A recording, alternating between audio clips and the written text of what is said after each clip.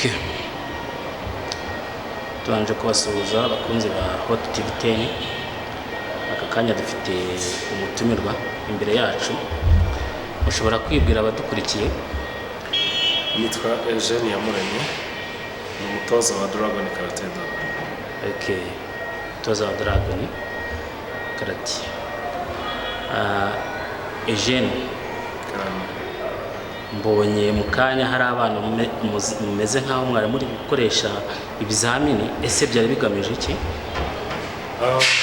Igihe kiragera hagati y'amezi 6 cyangwa se 12 tukabakoresha examen kugira ngo tubazamure mu ntera mu rwego rw'imikandara. Bakuvuga uno munsi twakoresheje examen kuva ku mukandara w'umuhondo kugeza ku mukandara w'amaro. Ese umukandara wa mbere ese baheraho wari uwuhe? Ubundi bahera kuwuhe? Ese imikandara ikurikirana gute niba kibazo? Umuntu winjiye muri karate yinjirana umukandara w'umweru. Yego. Ibyo tumwigishije twabona amaze kubimenya tukamuha umukandara w'umuhondo. Yego. Ikindi gihe cyagera tukamuha umukandara wa orange. Yego. Nyuma yaho hakazaho umukandara w'icyatsi. Nyuma hakaza umukandara w'ubururu. Nyuma hakaza umukandara w'amaro, ikigina. Nyuma y'ikigina hazaho umukandara w'umukara. Umukandara w'umukara tuvuga yuko ari wo mukandara wa nyuma, ariko ku mukandara w'umukara nanone igihe kiragera hakazaho amadani. Ugakorera dani ya mbere, ya kabiri, ya gatatu, ya kane nk'ingi mfite, ya gatanu, ya gatandatu, ya karindwi, ndakeka ubu kugeza mu Rwanda umukandara munini urimo ari dani ya karindwi. Dani ya karindwi. Ndetse buriya dani nuvuga ngo barenze revo ni nka marishari se buriya ari mu rwego rwa gisirikare, ubwo ni marishari gukomeza. Ntabwo ari nka marishari, ariko ni urwego ruba rwisumbuye ko rw'ubufite. Ibyo kuki babishyira mu makategori? Dani ya mbere ukagenda ukagera kuri izo zirindwi zose, uburyo umuntu atagira umukara ngo bibe birarangiye wenda atagiye izo dani. Biba byumvikana umuntu arakora ubumenyi bwageraho busumba abandi. Yego. Bwagera ku kigero kiri international, bakareba abo banganya ikigero, bakamuha dani bitewe n'ikigero nawe agezeho. Ni ukuvuga ntabwo yaguma ku mukandara w'umukara gusa, agenda nawe yongera no hanze y'igihugu harimo abashobora kuba bageze no kuri dani ya 9. Nibyo. Dani zishobora kurenga 9 umuntu akaba yafata na 12 cyangwa kugeza ubu nta wari wazirenza, ariko nkeka yuko uko bagenda biyongera mu bumenyi bashobora kuzirenza. Ibyo. Ese ubona mu Rwanda nibura abantu bashobora kuba bafite dani wenda zirenze imwe, se mushobora kuba muri nka bangahe buri? Hari umubare ufatika kujya abafite dani zirenze imwe ni benshi cyane, kuko ubwo no kuvuga abantu bose bafite umukandara w'umukara ni benshi cyane. Harimo abagikina ni wenda umuntu yavuga, ariko nabo byasaba yuko umuntu yabanza akajya muri Ferwaka akabaza akaka muri koti akareba abazifite. Magingo yanga ntabwo nahita amenya ngo abafite imikandara y'imikara ni bangahe. Nibare yagorana. Ese abana bakoze ni bangahe? Abana bakoze bari abana basaga 42. 42. Ni benshi. Uvuze ngo club yanyu ifite abanyeshuri benshi pe, ariko muba mugikeneye n'ubundi n'abandi. Ubundi ifite abanyeshuri batari munsi ya 60. Yego. Ariko abari bari kuri level yo kuba bakora bakazamurwa mu ntera twari twafashe 42. 42. Okay. Ubwo abandi twavuga ko basibiye? Ntago basibiye, ahubwo no ku gihe cyabo kitaragera. Harimo abinjiyemo vuba, harimo abasa naho bari barabaye nk'abasubitse ku buryo batari bafite forume yo gukora. Okay. Ese buriya umukino wa karate umuntu ashobora kuwukora ni ukwishimisha, cyangwa ushobora no kuba wahaha cyangwa ukagera ku rwego wanaguhahira ukagira icyo winjiza mu ikofi cyangwa mu mufuka? Umukino wa karate ntabwo tuwukora ari ukwishimisha gusa, kuko tuwukora icya mbere ni siporo nk'uko siporo zisanzwe umuntu azikora, ariko umwihariko wa karate ni uburyo bw'ubwirinzi cyangwa se kurinda bagenzi bawe bashobora kuba baba bari mu kaga. Icya kabiri, siporo ya karate ishobora kuba yahaha. Harimo abajya barangiza segonderi bakabona scholarship bitewe na karate. Harimo abatoza babigize umwuga ku buryo usanga afite club ayikoresha nk'uko wakoresha gym ikamwinjiriza. Harimo abajya gukina muri timu ya national ku buryo bashobora gusohoka hanze batsinda. Iyo batsinze rero hari ibihembo babona kandi biba bifite ireme, biba bifite agaciro. Ugarutse ku kintu cy'ubwirinzi ku muntu wo muri karate, donc wize karate. Ese buriya umuntu wize karate ashobora guhura n'abantu bamwatatse barenze umwe, akaba yarwana nabo se akaba yabikuramo? Birashoboka cyane ndetse si na hamwe cyangwa se habiri byaba byaragiye biba. Birashoboka kuko iyo turi kwiga hano byinshi turabyiga, byose turabyiga. Mbonye mufite n'ibikoresho bitandukanye, gusa wenda ibikoresho nabonaga hariya ntabwo ushobora kujya, niba babyita koroteze niba ari iki, nabonaga hari ntabwo ushobora guhura n'umuntu ngo ube ufite ga wayiteguye se. Umuntu yakoresha ibyo afite, donc yakoresha ibikoresho Imana yamuhaye agendana cyangwa karate ushobora kwifashisha icyo ubonye hafi aho nk'ibuye ukaba warwana warikoresha wenda rikunganirwa wenda n'ibyo wize n'ayo masomo wenda wize. Sinzi karate ubundi uko yo ubwayo inavuga, ivuga yuko ari main vide, ni ugukoresha umubiri wawe. Biriya bikoresho wabonye, hari gant, hari casque, hari protege tibia, hari n'ibindi hano tudafite turi gushaka. Biriya nuko bano bakiri abana tuba tugira ngo bataza gukomeretsanya, kandi ejo n'ejo bundi bagomba kongera gukina. Tuba tugira ngo bataza kuvunika, tukabarinda. Si bivuze yuko aramutse ahuye n'undi mwana ashaka kumwiyenzaho, bibaye ngombwa yuko yakwitabara yagomba kujya kuzana biriya bikoresho. Oya, si bivuze yuko twebwe abakuru tugomba kugira biriya bikoresho byose nk'ibyo mu mutwe nk'ibyahe. Oya, ahubwo ni ukugira ngo twirinde kugira ngo n'ejo tuzongere dukine.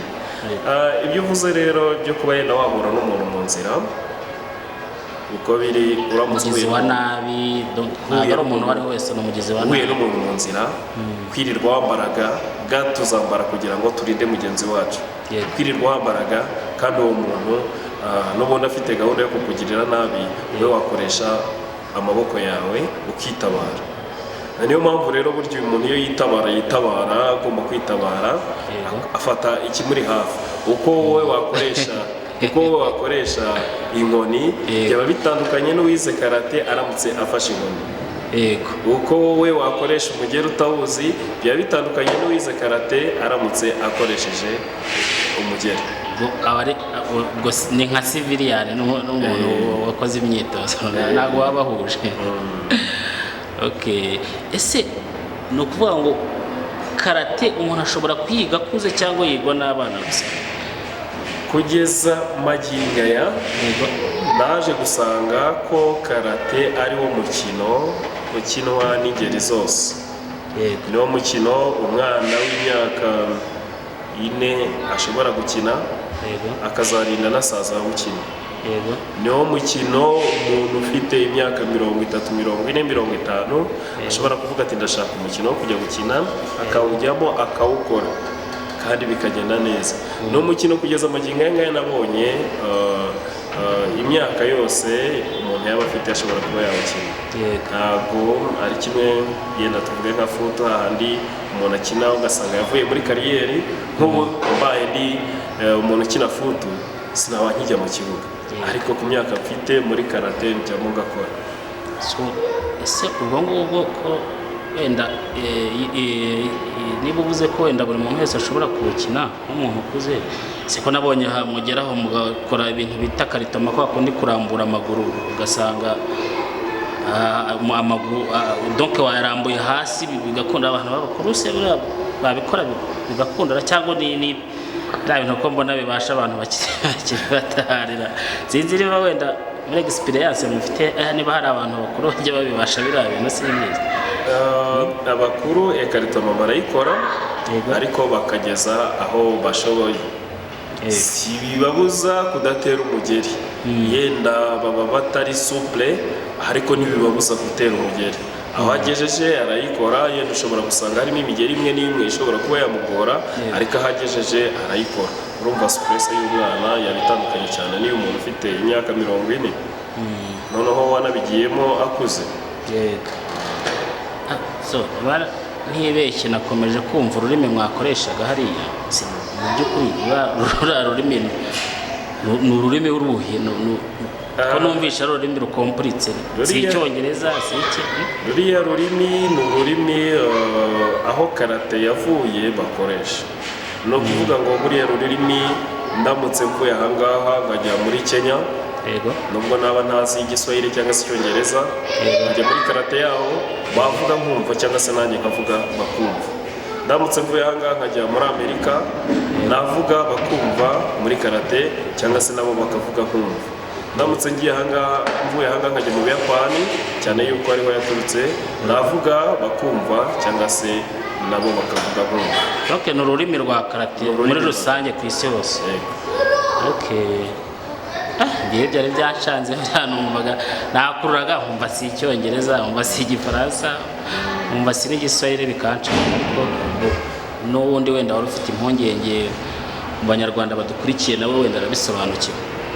Ese ni imyaka ingahe mufatiraho kugira ngo umwana, donc ubwo ngiye kubana, ni imyaka ingahe mushobora kutraining umwana wenda akaba yatangira kwiga karate? Muhera ku yihe myaka kugira umwana we mwamubwira kumva wenda komande mushaka kumuha?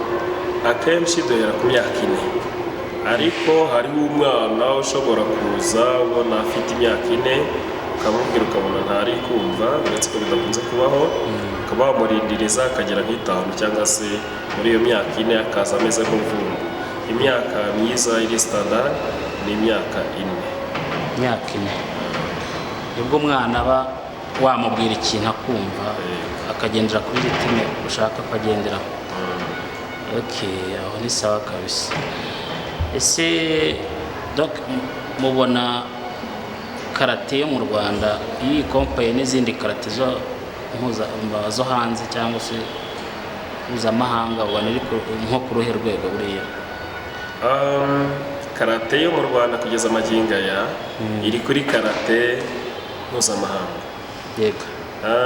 Ari amakompetisiyo ari international turayakora, tukajyamo tugatsinda. Twatsindwa tugatsindwa nk'uko n'abandi bashobora kuba batsindwa, yenda nk'uko n'abahimbye karate nabo bashobora kuba batsindwa. Kugeza magingo aya mu rwego rw'abasifuzi dufite abasifuzi basifura kuri niveau international mu Rwanda. Ku rwego rw'abakoci dufite abakoci bafite qualification iri international. N'abakinnyi nk'uko nakubwiye harimo abakinnyi bakina ku rwego ruri international. Bivuze ngo rero karate y'uyu munsi mu Rwanda irashimishije kandi ifite n'icyerekezo. Okay. Ese muri izo competition donc ni imidari cyangwa se habaho competition zo kugira umuntu azamuke ave ku rwego rumwe agiye ku rundi mu rwego mpuzamahanga, ariko iyo mwagiye gukompeta? Byose biraba, ariko competition ni kuvuga ni imidari, n'ibindi bihembo biba bigiye bishamikiye ku midari. Competition kuzamurwa mu ntera, yenda hari igihe kijya kigera tugatumira aba expert bakaza bitewe na niveau dushaka kugeraho, bakaza bakatwigisha ubundi tugakora examen. Okay. Umukinnyi ugize ikibazo muri gukina, ese karate hari uburyo nabo bashobora kujya mu bwishingizi runaka ku buryo umukinnyi ugize ikibazo ashobora kubona wenda ibisimbura uburyo yahungabanyemo cyangwa se kugeza magingo aya umukaratika twemera kwaza mu kibuga n'ufite ubwishingizi yaba ari mituweli yaba ari rama cyangwa se izindi insurance yaba afite. Iyo rero aramutse agize ikibazo muri dojo, hano dukina tuyita dojo, aramutse agize ikibazo muri dojo ubwishingizi n'ubundi buramuvuza nk'ibisanzwe, uretse yuko bishoboka kenshi nk'abakaratika dusanzwe dukorera hamwe abantu tuba twarasiganye icyuya, yagize ikibazo turakontribuwa tukajya kumusura, yaba hari ikindi kintu yaba akeneye tukakimuha nk'abakaratika, turabikora cyane. urabikora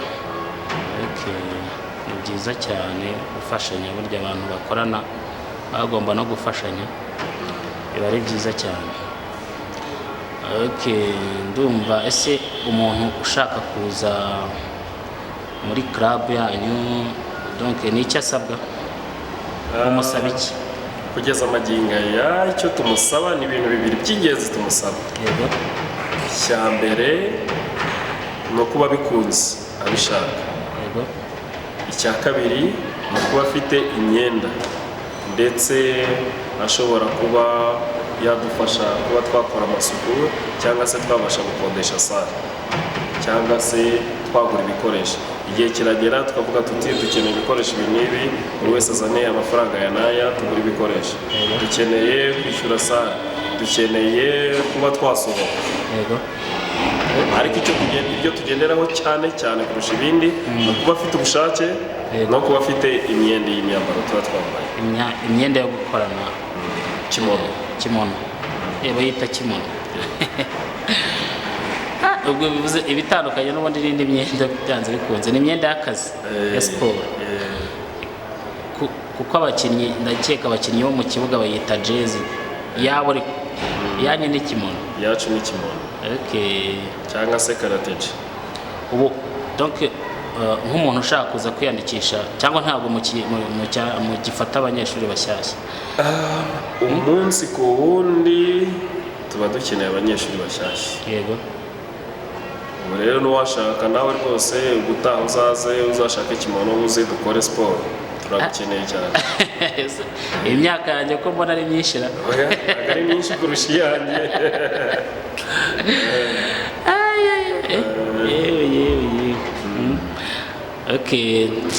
ndareba ndebe ko byazakunda nze nanjye njye nkora ka siporo. Ese hari umuntu ushobora kuba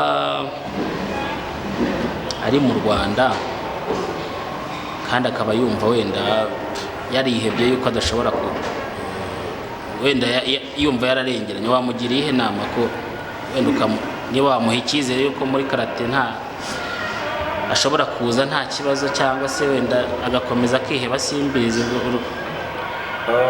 ugiye kubwira abanyarwanda muri rusange bifuza kuba bakina umukino wa karate bamara impungenge? Icyo nabwira abanyarwanda cyane yuko harimo n'abatinya uyu mukino, nabwira yuko karate ni umukino mwiza ushoboka. Mu mikino yose nazengurutse naje gusanga karate ari umwe mu mikino myiza. Umunyarwanda rero ushobora kuba yavuga ati ngewe rwose siporo ndi kubona karate nyikunze, ariko kuba nayikina nshobora kuba naba nararengeranye, ese karate n'iki ishobora kuba yamarira? Namubwira ni amarembo arafunguye, aho azagera kumva kiyayi, kuriya tuba tuvuga dusa naho twongera ijwi, iriya ni kiyayi, azagera kumva kiyayi azagende bazamwakira. Nta mukarateka ujya usubizwa inyuma, nta muntu ushaka kwiga karate ujya usubizwa inyuma, azagende bazamwakira. Karate ni umukino mwiza, nta muntu ukora karate nigeze numva urwara diyabete, urwara hypertension, wa wundi ugira amastroke, wa wundi ujya ku kazi ugasanga afite faiblesse. Karate ni umuti wa buri kimwe cyose mu buzima, ni ukuvuga uregulariza gahunda z'imikorere y'ubwonko.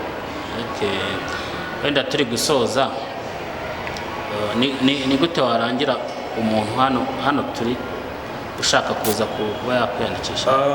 Dragon Karate Do ikorera mu karere ka Muhanga. Iyo uri kujya kuri stade ya Muhanga hariya mu mujyi hari inzu ya banki bita CPF, hejuru muri iyo etage niho dukorera muri sale inakoreramo gym tonic. Ubwo rero umuntu wese waba ugeze i Muhanga akaba yumva akeneye kuba yakora imyitozo, yamara kuyikora buri gihe cyangwa se uwo munsi yenda ariho yaje mu nama cyangwa se yanahatembereye, n'uwakwifuza no kuhatemberera yagera i Muhanga akabaririza ku nzu ya CPF ku muhanda ujya kuri stade, akajya hejuru muri floor ya nyuma niho dukorera imyitozo. Dukora buri munsi kuwa kabiri, kuwa gatatu, kuwa kane, kuwa gatanu. Kuvuga icyo gihe dutangira entraînement saa 11 tukazisoza saa 1. Dukora no kuwa gatandatu saa 11 kugeza saa 1 za nimugoroba. Dukora no kuwa gatandatu saa 1 za mu gitondo tukasoza entraînement saa 3:30. Okay, nimero bazibahaye? Nimero zanjye ni 07 82 gatanu eshatu gatatu kabiri icyenda. Okay. Sensei Eugene urakoze cyane kuduha ikiganiro kuri Hot TV 10. Murakoze cyane.